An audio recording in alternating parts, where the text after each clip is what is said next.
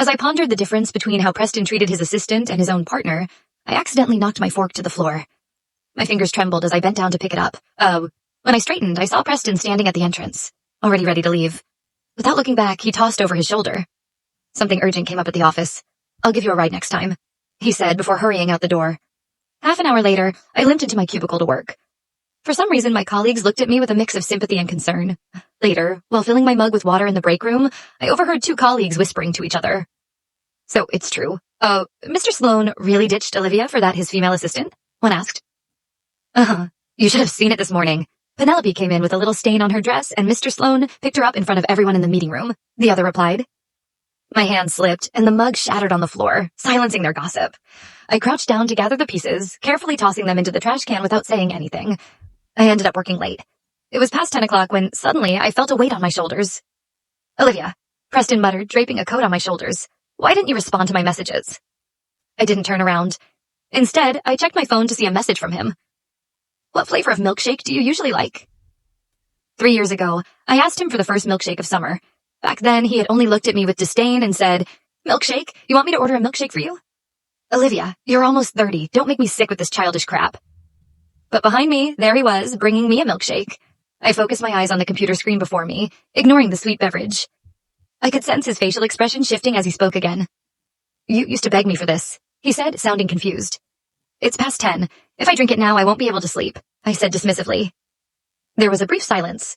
Then, in a cold voice, he muttered, "I'm going to the bathroom. Let's go home together after." Barely 30 seconds later, his phone lit up on my desk. I glanced to see that it was a message from Penelope. "You silly. Who sends dozens of milkshakes all at once? You're not trying to turn me into a little piggy, are you?" Shivering here, I shifted my eyes back to the computer screen nonchalantly and organized the files on my desk. We got home a little after 11. As soon as I stepped out of the car, I headed straight into the bedroom and started packing my things. When Preston walked in, freshly showered, he noticed my vanity looking emptier than usual. He frowned but didn't seem to mind it. "Hey, I'm going on a business trip to Paris next month. If you want anything, just make a list and I'll get it for you." I didn't even hesitate. "Nah, I don't want anything. Thanks anyway." After all, I was leaving in a few days. What was the point? Suddenly, he threw his towel onto the bed, his eyes cold as he stared at me. "So, what? You're upset because I bought you the wrong breakfast? Is that what this is about?" I opened my mouth to explain I wasn't angry, but he let out a scoff before I could speak. "You know I can't stand women being dramatic. Olivia, you're being out of line," he said with a hint of disgust and dismay. With that, he stormed into his study, slamming the door behind him.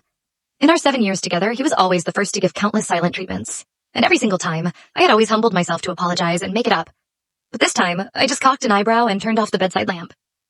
He stayed in the study all night. For the first time, he didn't hear a single knock on the door. The next morning, I made breakfast for both of us, as usual. I'd just finished eating my portion and was getting ready to leave for work when he came out of the study.